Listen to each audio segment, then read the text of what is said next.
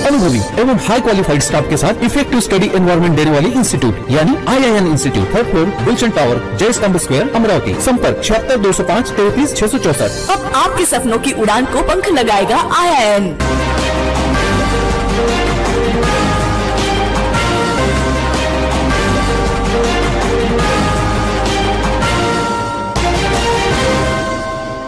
पहिला पाऊस बरसला असताना पावसाच्या आनंदात भिजत असताना एका 6 वर्षाच्या मुलीला आपला प्राण गमावा लागला।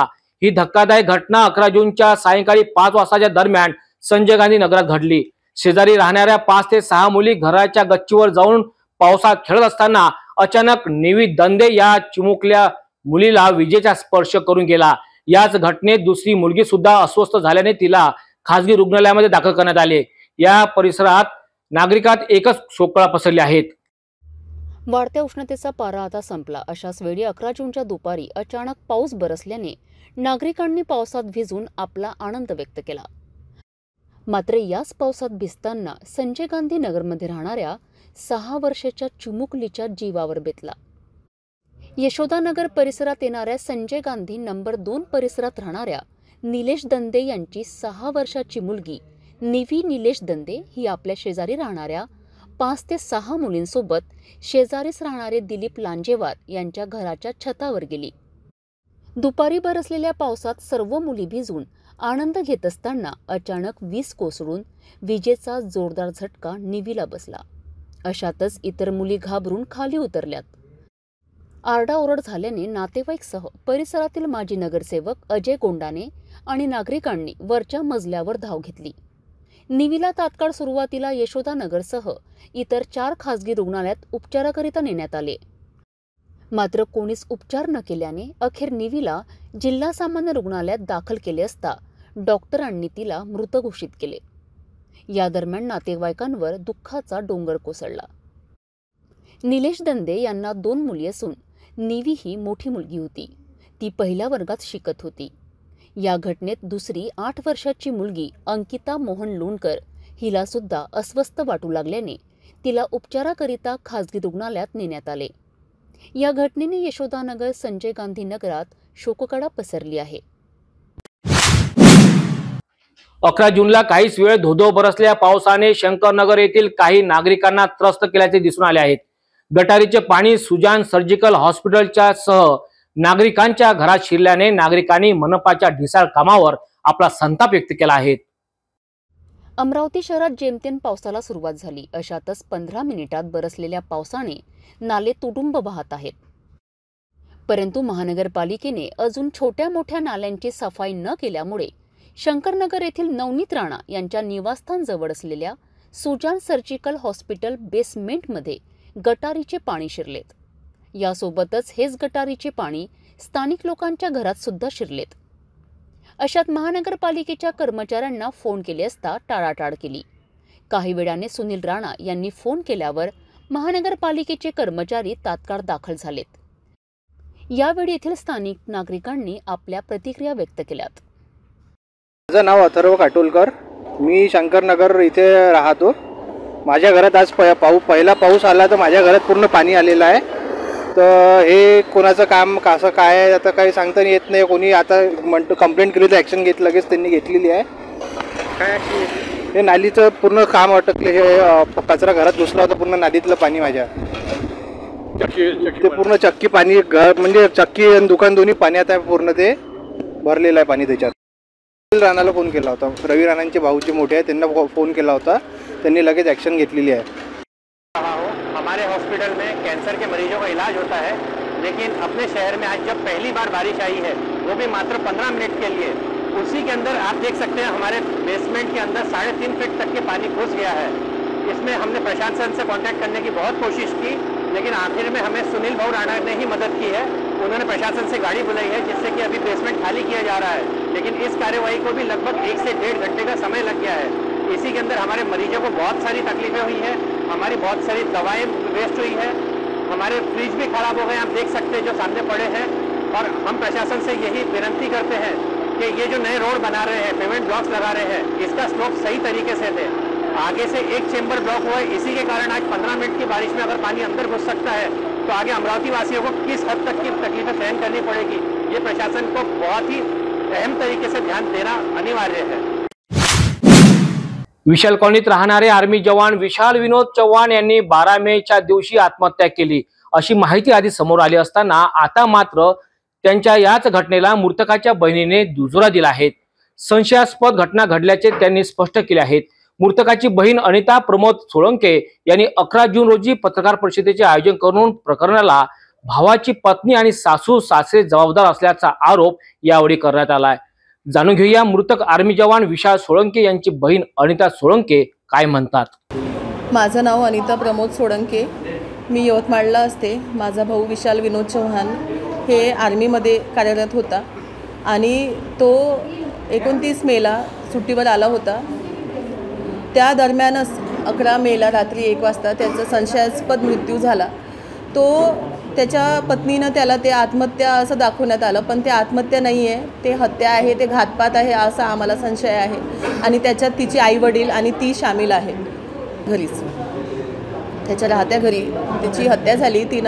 जेव्हा तिनं माझ्या आईला कॉल केला की हे यांनी असं आत्महत्या केलं आहे, तुम्ही या लवकर, तेव्हा माझ्या आईनं माझ्या बहिणीला फोन लावला। ते तिघं तिथे पोहोचले। ज्या कंडिशनमध्ये तो पडून होता त्या कंडिशनमध्ये ते खाली पडून होता, त्यानं कुठेच तो लटकलेला नव्हता, काहीच नव्हता, खाली पडून होता, त्याच्या तोंडातून झाक जात होतं आणि तेव्हा आमचं काहीच म्हणजे डोक्यात चाललं नाही। त्याला उचललं आणि जेव्हा हॉस्पिटलाइज केलं त्याच्या 2 तासानंतर त्याचं हे झालं, डॉक्टरने डिक्लेअर केलं की तो डेथ झाला आहे म्हणून। आणि जेव्हा आमचं PM रिपोर्ट आला आमच्याजवळ तेव्हा त्याच्यात आलं की कॉम्प्रेशन ऑफ नेक, हँगिंग म्हणून कुठेच नाही आहे। आम्ही एक लॉयर्ससोबत बोललो तर त्यांनी आम्हाला सांगितलं की हे हँगिंग नाही आहे, ज्या कंडिशनमध्ये तो होता तिथे हँगिंग असं काहीच दोरी असं काहीच नव्हतं आणि ती स्वतः त्याच्यासोबत होती तिथे, तो हॉलमध्ये पडून होता। तेव्हा जेव्हा त्यानं ते फाशी ती जे काही सांगते तेव्हा ती कुठे होती, त्या कंडिशनमध्ये ती त्याला वाचू शकली असती। मागचा दरवाजा उघडा होता रात्रीचा, जेव्हा आम्ही मग त्या कंडिशनमध्ये पाहिलं तेव्हा आमच्या लक्षात नाही आलं। दुसऱ्या दिवशी पाहिलं मागचा दरवाजा उघडा होता।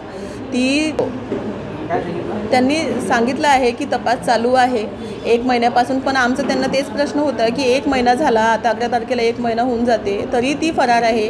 तिच्या आईवडिलांसोबत ती फरार होती, ती त्याच्या अंतिम विधीतसुद्धा आली नाही, तिच्या आईवडिलांनी ती नाही तिच्या मुलींना नाही आणलं आणि तेव्हापासून ती फरार आहे। तिच्या आईवडिलांनी परस्पर अँटिसेप्टिक बेल घेऊन घेतली, ते आता आहे घरी। आम्ही पोलिसांना सांगतो की ते त्यांच्यासोबतच होती, तुम्ही त्यांना विचारा, तर ते म्हणतात की हो आमचा तपास चालू आहे। CP सर बोलले आमच्यासोबत की आम्ही करू, याच्यावर तपास चालू आहे। आम्ही नीलगाय हा एक जंगली प्राणी आहे। हा आशियातील सर्वात मोठा काळवीट म्हणून ओळखला जातो। अनेक ठिकाणी या प्राण्याला निळी गाय म्हणून सुद्धा ओळखले जाते। हिंदू धर्मात या प्राण्याला गायीचा दर्जा प्राप्त आहे, त्यामुळे हा प्राणी पवित्र मानला जातो। नीलगाय प्राणी हा शाकाहारी प्राणी आहे जो जंगलातील गवत व वनस्पतींवर अवलंबून असतो। याच नीलगाईचा कळप भातकुली तालुक्यातील शेतात आणि जंगल परिसरात आपल्याला दिसून येतो। अमरावती वनविभाग क्षेत्रात वन्य प्राण्यांची संख्येत दिवसेंदिवस लक्षणीय वाढ होत आहे। मात्र उन्हाळ्यात पिण्याचे पाणवठे, चाऱ्याचा अभाव, वन्य प्राण्यांच्या शिकारी व वनविभागाचे दुर्लक्षमुळे आज अनेक वन्य प्राण्यांना आपला जीव गमवावा लागत आहे। अशीच धक्कादायक घटना 9 जूनच्या सायंकाळी शहरातील शेवटचा परिसर समजला जाणारा पार्वती नगरात घडली। जंगल भागातील पाणवठे कोरडे पडल्याने पाण्याच्या शोधात 9 नीलगायींचा कळप रात्री पार्वतीनगर परिसरात दाखल झाला आणि याच परिसरात असलेल्या मोठ्या विहिरीत सर्वच 9 नीलगायी पडल्या। परिसरात एकच खळबळ उडाली। नागरिकांनी नीलगाईला बाहेर काढण्याचा प्रयत्न सुद्धा केला, मात्र काळोख असल्याने हे शक्य झाले नाही। याची माहिती नागरिकांना तात्काळ वनविभागाला दिली असता वनविभाग अधिकारी आणि रेस्क्यू पथक घटनास्थळी दाखल झाले। मनपा अतिक्रमण विभाग अधिकारी JCP घेऊन दाखल झाले। रात्री उशिरापर्यंत रेस्क्यू करिता नीलगाईला बाहेर काढण्यात आले। बराच उशिरापर्यंत नीलगाई विहिरीत पडून राहिल्याने यातील 6 नीलगाईंचा मृत्यू झाला, तर 3 नीलगाईला वाचवण्यात यश झाले। अकोला जिल्ह्यातील श्रीराम शिक्षण संस्था अंतर्गत श्रीराम विद्यालय या शाळेचे मुख्याध्यापक गजानन चौधरी यांना बळतर्फ करण्यावरून वाद, तर दुसरीकडे 2 शिक्षक दिनकर किसन ताडे व नरेश वामन काळे हे कर्तव्यावर असताना चुकीचे कारण सांगून त्यांना योजनेपासून वंचित ठेवण्यात आले। दोन्ही शिक्षकांनी पत्रकार परिषदेचे आयोजन करून आपल्यावर अन्याय झाला अशी माहिती स्पष्ट केली। कुठलेही कारण नसताना शिक्षक पदावरून बळतर्फ करण्यात आले व विविध योजनेपासून मला दूर ठेवण्यात आले। मला त्वरित न्याय देण्यात यावा अशी मागणी सुद्धा यावेळी करण्यात आली।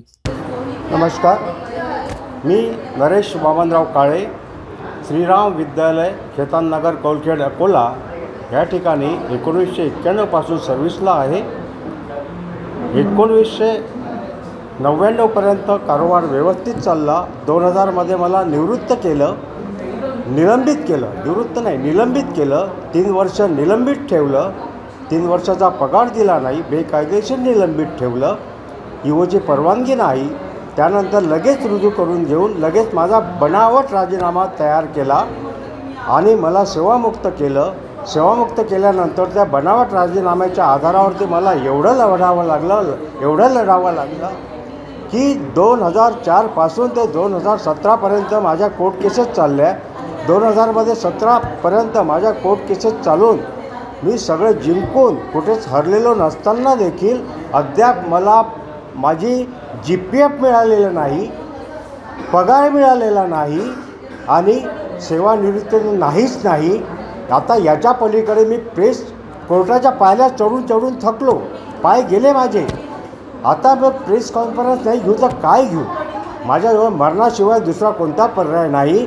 मरणाच्या आधी मी शेवटची इच्छा म्हणून प्रेस कॉन्फरन्सजवळ आलो आहे। श्रीराम शिक्षण संस्था श्रीराम विद्यालय कौलखेड अकोला या शाळेचे विद्यमान मुख्याध्यापक श्री गजानन ओंकारराव चौधरी यांना बडतर्फ करावे नियमानुसार किंवा त्यांना पदावरून काढून टाकावे। तसेच त्यांच्या BEd प्रशिक्षित सहाय्यक शिक्षक व मुख्याध्यापकाच्या मान्यता तात्काळ रद्द करण्यात याव्या। तसेच त्यांच्यासह इतर दोषींवर कठोर कारवाई फौजदारी गुन्हे दाखल करून दाद मागावी अशी मी अधिकाऱ्यांना विनंती केलेली आहे, परंतु अधिकारी दाद देत नाही, म्हणून मी पत्रकार परिषदेसमोर बोलत आहे। किचन गृहिणी से जुड़ा एक अटूट हिस्सा, जहां उसे मिले हर एक चीज अपनी सही जगह पर। इसलिए Amba stainless steel kitchen trolley आपको लगने वाली साइज अनुसार, आपके किचन के अनुसार, बिल्कुल आपकी इच्छा अनुसार उच्चतम क्वालिटी के किचन ट्रॉलीज मैन्युफैक्चरिंग से सीधे आप तक, यानी 100% वाजिब दाम, ना देखभाल की जरूरत, ना जंग लगने की परेशानी, आसानी से वॉश करने हेतु उत्कृष्ट कैरियर सिस्टम, साथ ही स्टेनलेस स्टील जीना रेलिंग, डेकोरेटिव ग्रिल एवं गेट भी हम बना कर देते हैं। Amba stainless steel kitchen trolley, Dastur Nagar chowk के पास, MIDC रोड, अमरावती, महाराष्ट्र।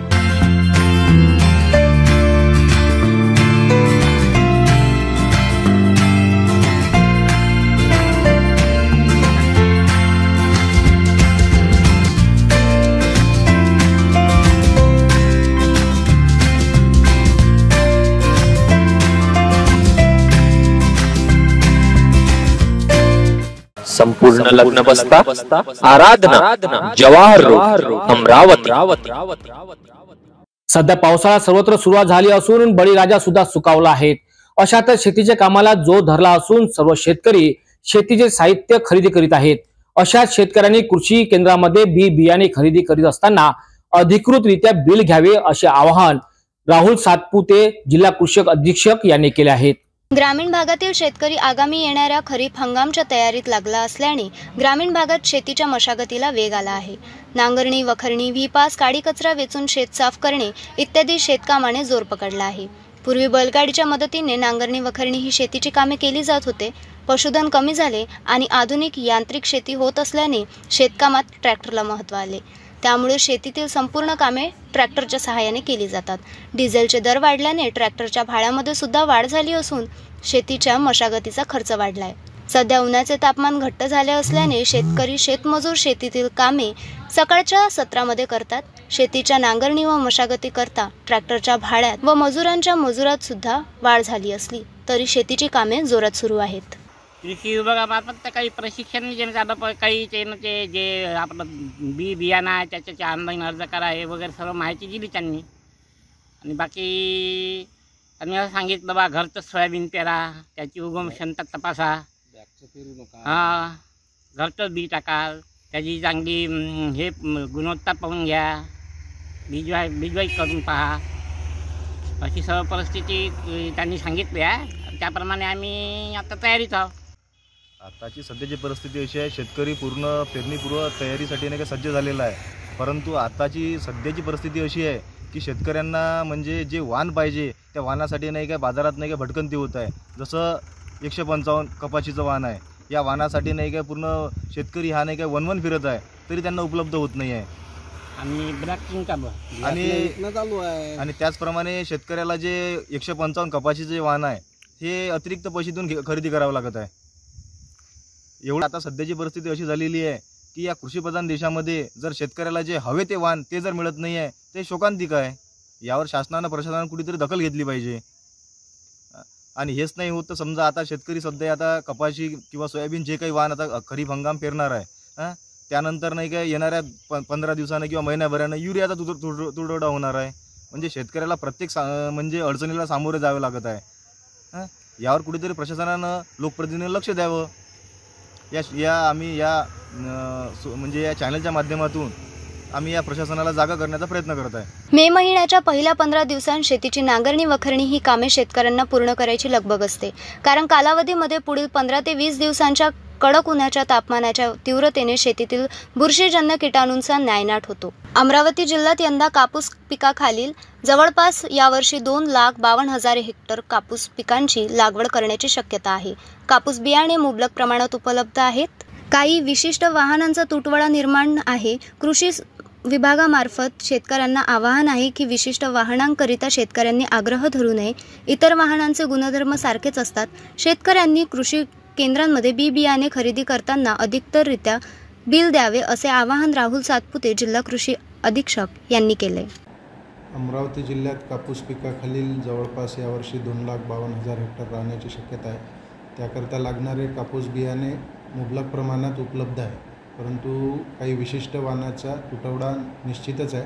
शेतकऱ्यांना आव्हान आहे की एका विशिष्ट वाणाकरता शेतकऱ्यांनी आग्रह धरू नये. इतर सर्व वाणाचे सारखेच गुणधर्म असणाऱ्या सर्व वाणाचे उपलब्धता बियाण्याची आहे. त्यामुळे विशिष्ट वाणाचा जर आग्रह धरला नाही तर बियाणे मुबलक प्रमाणात उपलब्ध आहे.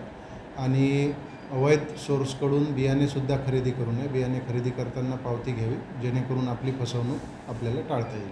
शेतकऱ्यांना मी नम्रपणे आवाहन करू इच्छितो की पूर्वमोसमी पावसाला सुरुवात झालेली आहे. अद्याप जो आपला मान्सूनपूर्व पाऊस असतो तोच होत आहे. मान्सूनचा पाऊस अद्याप झालेला नाही. त्याच्यामुळे पुरेसा पाऊस झाल्याशिवाय कुठल्याही पिकाची लागवड करू नये. आणि बियाणे खते खरेदी करताना अधिकृत विक्रेत्याकडूनच खरेदी करावी. खरेदी केल्यानंतर पावतीसाठी आग्रह धरावा, पावती घ्यावी. आणि अवैध सोर्सकडून बियाणे खरेदी करू नये कारण की त्यामध्ये आपल्याला बोगस बियाणे मिळण्याची शक्यता नाकारता येत नाही. आणि एका विशिष्ट वाणाकरता आग्रह करू नये. त्यामुळे काळा बाजार करण्याकरता इतरांना प्रोत्साहन मिळतं. जर आपण या सर्व गोष्टी केल्या तर निश्चितच आपला खरीप हंगाम यशस्वी जाऊ शकतो. 10 जून जागतिक नेत्रदान दिनानिमित्त स्वयंसिद्ध उद्योजकता विकास अभियाना वतीने यासोबतच अनेक संस्थेच्या वतीने 11 जूनला एक दिवसीय कार्यशाळा आयोजन करण्यात आले. यामध्ये 60 ते 70 दिव्यांगांना कापडी पिशवी बनविण्याचे सुद्धा प्रशिक्षण देण्यात आले. 10 जून जागतिक नेत्रदान दिनाचे औचित्य साधून MIDC येथील स्वयंसिद्ध उद्योजकता विकास अभियान, national blind association Maharashtra, MIDC industrial association, चिल्लर किराणा association, hotel association, chemist and druggist association, hotel and restaurant association यांच्या संयुक्त विद्यमाने 11 जून रोजी एकदिवसीय कार्यशाळेचे आयोजन करण्यात आले. शहरातील 60 ते 70 दिव्यांगांना पेपर बनविण्याचे प्रशिक्षण देण्यात आले. यासोबतच येथे कापडी पिशव्यांचे बनवण्याची कार्यशाळा घेण्यात आली. MIDC ही दृष्टहीनांसाठी ही पहिलीच अभिनव कार्यशाळा असून या कार्यशाळेत राष्ट्रीय अंध संघटनांसह महाराष्ट्राचे 60 ते 70 सदस्य उपस्थित होते. स्वयंसिद्ध उद्योजकता विकास अभियान गेल्या 6 वर्षापासून रोजगार मागणारे होण्यापेक्षा रोजगार देणारे व्हा या थीमवर काम करत आहे. आतापर्यंत आम्ही पूर्ण महाराष्ट्रात 10,000 लोकांना फ्री ऑफ कॉस्ट उद्योजकतेचं ट्रेनिंग दिलं आहे. आणि अमरावती आणि विदर्भामध्ये साधारणतः 250 ते 300 उद्योजक उभे केले आहेत, ज्यांना ट्रेनिंग देण्यापासून हँड होल्डिंग म्हणजे जमीन मिळवून देणं असेल, प्रोजेक्ट रिपोर्ट तयार करणं असेल, लोन मिळवून देणं असेल, उभे केलेले आहेत. आणि आमचं स्वतःचं वेब पेज आहे, आमचं पेज आहे, वेबसाईट आहे, यूट्यूब चॅनल आहे. त्याच्यावर आपल्याला हे सगळेजणं म्हणजे दिसतील केव्हाही. आज आमच्या इथे प्रशिक्षण वर्ग आहे दृष्टिहीन लोकांसाठी. त्यांना आम्ही कापडी बॅग आणि कागदी बॅग बनवण्याचं प्रशिक्षण देणार आहोत आणि ते प्रशिक्षण दिल्याच्या नंतर आम्ही त्याच्यासाठी इथे जे ते वापरतात कापडी बॅग कागदी बॅग असे किराणा असोसिएशन असेल, हॉटेल असोसिएशन असेल, त्याच्यानंतर ड्रगिस्ट अँड केमिस्ट असोसिएशन असेल, यांच्या अध्यक्षांना बोलावलं होतं. त्यांनी स्पष्ट शब्दात आश्वासन दिलं आहे की आम्ही यांच्याकडनं बॅग विकत घेऊ. आता हे 1 दिवसाचं ट्रेनिंग आहे, हे आम्ही मोफत देतो आहे. अंध लोक असल्यामुळे आम्ही यांच्याकडनं पैसे घेणार नाही आहोत. आवश्यकता तर 3 दिवसाचं ट्रेनिंग देणार आहोत जे सिरियसली काम करू इच्छितात. आणि जर जास्त ट्रेनिंगचं काम पडलं तर अजूनही ट्रेनिंग आम्ही वाढू. त्याचा संपूर्ण खर्च आमचं अभियान करणार आहे आणि याच्यामार्फत आम्ही दृष्टिहीन लोकांना रोजगार मिळवून देण्याचं काम करतो आहे. आमचा उद्देश तो आहे. या कार्यशाळेचे उद्घाटन 11 जून रोजी MIDC इंडस्ट्रियल्स असोसिएशनच्या सभागृहात. या कार्यक्रमाला प्रमुख पाहुणे म्हणून मंडळ वृत्तपत्राचे संपादक अनिल अग्रवाल, हरिणा नेत्रदान समितीचे उपाध्यक्ष चंद्रकांत पोपट, मोनिका उमक, किरण पातुरकर, हॉटेल अँड रेस्टॉरंट असोसिएशनचे Sarang Raut, chemist and druggist असोसिएशनचे अध्यक्ष सौरभ मालानी उपस्थित होते. स्वयंसिद्ध उद्योजकता विकास अभियानातून बॅग खरेदी हमीसह अगरबत्ती प्रशिक्षण देण्यात आले. या प्रशिक्षणात 150हून अधिक स्त्री पुरुष सहभागी झाले होते. दृष्टिहीन व्यक्तियों के लिए विश्व नेत्रदान दिवस के अवसर पर प्रशिक्षण का कार्यशाला यहाँ जो शुरू है, तो यह कार्य एक बहुत ही सराहनीय कार्य MIDC एसोसिएशन के अध्यक्ष किरण भाऊ पातुरकर और स्वयं सिद्धा की अध्यक्षा प्रोफेसर मोनिका उमक मैडम कर रहे हैं. क्योंकि इन लोगों को रोज़गार देना ये बहुत बड़ी समस्या होती है अंधत्व व्यक्तियों को.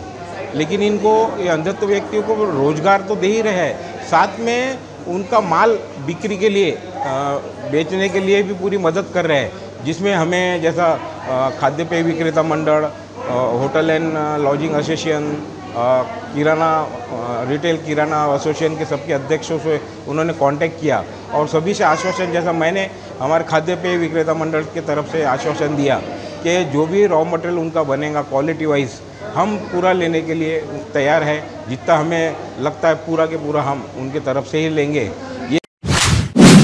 हा आमचा शेगाव नाका आणि या नाक्यावर असणारे आणि सौंदर्यशास्त्रेच्या व्याख्येत न बसणारे, ओबडधोबड न वाचता येणारे शिल्प, ज्यामुळे पुढचा सिग्नल दिसणे मुश्किल होतो. आणि हा पुढचा सिग्नल बघत असताना जो गोंधळ होतो, त्यातच आमचे अतिशय प्रामाणिक वाहतूक पोलीस बांधव कधी आपल्या मोबाईलमधून फोटो काढून आपला खिसा रिकामा करतात हेच कळत नाही. हे सर्व बघून सिग्नलपेक्षाही मोठे शिल्प आपल्या महानगरपालिकेने का केले असावे हा मला पडलेला प्रश्न. कोणाची संकल्पना असावी ही आणि किती पैसा या शिल्पावर खर्च केला असेल. यापेक्षा त्याच जागेवर कमी उंचीचे एक छान लँडस्केप नक्कीच करता आले असते असे मला वाटते, ज्यामुळे डोळ्यांना पण शांत वाटले असते आणि सिग्नल पण दिसला असता. मी काही कोणी IAS अधिकारी नाही, परंतु महानगरपालिकेत असणारे अधिकारी किंवा आयुक्त यांना नाही समजेल का की नक्की रोड शिल्प कसे असावे. असे अनेक शिल्प आज अमरावतीमध्ये दिसतात ज्याचा काही एक अर्थ नाही. सौंदर्यशास्त्रीय दृष्टिकोनातून किंवा एका सुंदर शिल्प म्हणूनही कदाचित महानगरपालिकेच्या अधिकाऱ्यांना स्वतःबद्दल एक गैरसमज निर्माण झाला असावा की काय. आपण हे चौक सजविलेत युरोप अमेरिकेसारखे, परंतु उलट अशा शिल्पकृतींमुळे रस्त्यावर अडथळे तयार झालेत आहे हे त्यांना कळलेच नाही. परमपूज्य संत श्री डॉक्टर संतोष देवजी महाराज यांनी शिवधारा फाउंडेशनची 20 ऑक्टोबर 2018 मध्ये स्थापना केली. फाउंडेशन वतीने आतापर्यंत गरजूंची 2000 नेत्र शस्त्रक्रिया करण्यात आली. 10 जून विश्व नेत्र दिवस निमित्त शिवधारा नेत्रालय संस्थापक परमपूज्य संत श्री डॉक्टर संतोष देवजी महाराज यांनी प्रतिक्रिया व्यक्त केल्यात. संतोष देवजी महाराज अनेक सामाजिक कार्य करीत आहेत. बडनेरा रेल्वे स्टेशन शिवधारा म्हणून पानपोई निरंतर सुरूच आहे. याशिवाय सिटीलँड मार्केटसह अकोला रेल्वे स्टेशन येथे सुद्धा असे अनेक सामाजिक काम सुद्धा करीत आहेत. हमारी संस्था शिवधारा मिशन फाउंडेशन उनकी ओर से संचालित है शिवधारा नेत्रालय, जो द्वारकानाथ कॉलोनी दस्तूनगर चौक स्थित है. यह नेत्रालय 2018 में 20 सितंबर को इसका शुभारंभ हुआ था, उद्घाटन हुआ था. तब से लेके आज तक लगभग 2000 ऑपरेशन आँखों के हो चुके हैं और हर्ष से कह रहा हूँ कि प्रभु कृपा से एक भी फेलियर रेट नहीं है। और हमारा उद्देश्य ये है कि दृष्टि है तो सृष्टि है। जिनकी आँखें ठीक हैं उनकी ही दुनिया अच्छी है, उत्तम है, चमकती दमकती है। क्योंकि हाथ में चोट लग जाए, हाथ में फ्रैक्चर हो जाए, पैर में कोई तकलीफ हो जाए, इंसान फिर भी जीवन जी सकता है सहजता से, लेकिन आँखों की रोशनी नहीं हो उस बेचारों के लिए क्या जीवन है। तो यह भाव से हम सबका प्रयास रहता है कि शिवधारा नेत्रालय के माध्यम से हम ज़्यादा से ज़्यादा सेवा करें। जैसे कल 9 तारीख थी, 9 जून 2024 रविवार का दिन था। हमने विश्व नेत्र दिवस के उपलक्ष्य में रविवार को ध्यान में रखते हुए कल निःशुल्क नेत्र की जांच की शिविर भी रखी थी। और उन शिविरों में जो ज़रूरतमंद ऐसे निकले जिनके पास ऑपरेशन के पैसे नहीं हैं, आने वाली 20 तारीख को, मतलब जून की 20 तारीख को उनके निःशुल्क ऑपरेशन भी किए जाएंगे। और बाकी सबका चेकअप किया गया। हमारे यहाँ मैडम है डॉक्टर प्रियंका भंसाली जी, जो सवेरे शाम 2 टाइम सेवा वहाँ देती है। चेकअप होता है रोज़ सवेरे 11 बजे से दोपहर को 1:30 बजे तक, शाम को 6 से 8:30 बजे तक। तो हमारा प्रयास रहता है कि अच्छी उत्तम सेवा दें। आधुनिक मशीनें हैं, ऑपरेशन भी जो किया जाता है बगैर टाके वाले फेको मशीन के द्वारा किया जाता है। और जो आँखों का चेकअप भी रहता है आधुनिक मशीनों के द्वारा चेकअप किया जाता है। और एक सामान्य चार्जेस लिया जाता है 100 रुपये। और ऑपरेशन का भी प्राइवेट से 50% हमारे यहाँ 2018 से ये नेत्रालय चला रहे हैं। एनजीओ है, कोई गवर्नमेंट की ओर से कोई एड नहीं है। हम लोग खुद ही संस्था की ओर से सेवा करते हैं। और समय समय से पर कोई दानदाता आ जाता है तो उनकी ओर से भी सेवा होती रहती है। Amateur kabaddi association of Vidarbha माध्यमातून मोर्शी येथे सब ज्युनियर, ज्युनियर व सिनियर मुले व मुली कबड्डी कॅम्पचे आयोजन सतीश डफळे यांच्या मार्गदर्शनाखाली करण्यात आले। या शिबिराची सुरुवात 10 एप्रिल ते 10 जून पर्यंत ठेवण्यात आली आहे। यामध्ये विदर्भ व राज्यातील गुणवंत खेळाडू, यामध्ये ज्युनियर मुले, मुली व सब ज्युनियर मुली व सिनियर पुरुष व महिलांनी कबड्डी शिबिरमध्ये मोठ्या संख्येने उपस्थित झालेत। विदर्भातील खेळाडूंची कबड्डी खेळामधील गुणवत्ता वाढवण्यासाठी अमॅच्युअर कबड्डी असोसिएशन ऑफ विदर्भने पहिल्या वर्षात कॅम्पचे आयोजन करून ग्रामीण भागातील विद्यार्थ्यांना मोठ्या प्रमाणावर कबड्डी खेळांमध्ये संधी उपलब्ध करून दिली आहे। जीवनात खेळाला खूप महत्त्व आहे। मैदानावर खेळल्याने मानवी आरोग्य निरोगी राहते, त्यामुळे राष्ट्रीय एकात्मता देखील विकसित होते। अशा आरोग्याला दिशा देण्यासाठी व खेळाडू आंतरराष्ट्रीय दर्जापर्यंत पोहोचविण्याकरिता विदर्भातील खेळाडूंसाठी सलग 60 दिवस कबड्डी शिबिराचे मोर्शी येथे आयोजन करून विदर्भातील खेळाडूंसाठी यावर्षींपासून नवीन उपक्रम अमॅच्युअर कबड्डी असोसिएशन ऑफ विदर्भचे अध्यक्ष जितू ठाकूर यांनी विदर्भातील खेळाडूंसाठी संधी उपलब्ध करून दिली आहे। याकरिता अमॅच्युअर कबड्डी असोसिएशनचे सहसचिव सतीश डफळे यांनी खेळाडूंवर सकाळ व संध्याकाळ वेळ देऊन खेळाडूंचा सराव करून घेतला आहे। यामध्ये खेळाडूला शिस्त, मेहनत, जिद्द, परिश्रमाचे धडे सुद्धा देण्यात आले आहे। त्यामुळे ग्रामीण भागातील क्रीडाप्रेमी पालक वर्ग यामध्ये आनंदमय वातावरण पाहायला मिळाले आहे। एकीकडे पिण्याच्या टाकीचे काम अपूर्ण तर दुसरीकडे दूरवरील विहिरीतून टाकीत आलेल्या आणि पाईपलाईनद्वारे गावात पिण्याचा पुरवठा होत असलेल्या टाकीने पुन्हा 11 जून रोजी अचानक दूषित आणि दुर्गंधयुक्त पाणी आल्याने गावात एकच खळबळ उडाली। गेल्या काही दिवसा अगोदर सिटी न्यूजच्या वतीने गौरखेडा गावातील जलजीवन मिशन अंतर्गत येत असलेल्या पिण्याच्या पाणीचे टाकीचे काम प्रलंबित असल्याची बातमी प्रकाशित करण्यात आली होती। जिल्हा परिषद पाणी पुरवठा विभागाने तत्काळ दखल घेऊन पिण्याच्या पाण्याचे टाकीचे काम सुद्धा सुरू केले। मात्र हेच काम आता पूर्णपणे निकृष्ट दर्जाचे दिसून येत आहे। संपूर्ण गावामध्ये नवीन पिण्याच्या पाण्याचे पाईपलाईन टाकण्यात आली। ही पाईपलाईन पूर्णपणे निकृष्ट दर्जाची दिसून येत आहे। गावात विहिरीतून थेट पाणी पाण्याच्या टाकीत पोहोचते आणि टाकीच्या पाईपलाईन मधून नागरिकांना मिळत असलेल्या पिण्याच्या पाणी पूर्णपणे गढूळ असल्याचे दिसून येत असल्याने नागरिक चांगलाच संताप व्यक्त करीत आहे। आणि आमच्या गावामध्ये जेमतेम 15 दिवसापासून इथं पाईपलाईनचं काम चालू आहे. पाईपलाईन पहिली गोष्ट तर निकृष्ट दर्जाची टाकली आहे, हलक्या म्हणजे किमतीची, जेणेकरून आपल्या घरामध्ये आपण लावू नाही शकत ते. आणि जो तो वरचे अधिकारी म्हणतात का ही पाईपलाईन चांगली आहे, काय येऊन इथं एका वेळेत भेट दिली इंजिनियर साहेबांना, नाही लाईन चांगली आहे. दबावामुळे सरपंच आणि उपसरपंच, ग्रामसेवक हे सर्व एकाच मनाचे माडियाचे मनी आहे आणि ते त्यांचीच गोष्ट घेतात. आणि या पाईपलाईनमध्ये घाण पाणी येत आहे संडासचं. आम्ही तुम्हाला लाईव्हमध्ये दाखवू शकतो आणि तुम्ही येऊ शकता. इथं कोणताच अधिकारी येऊन नाही राहिला.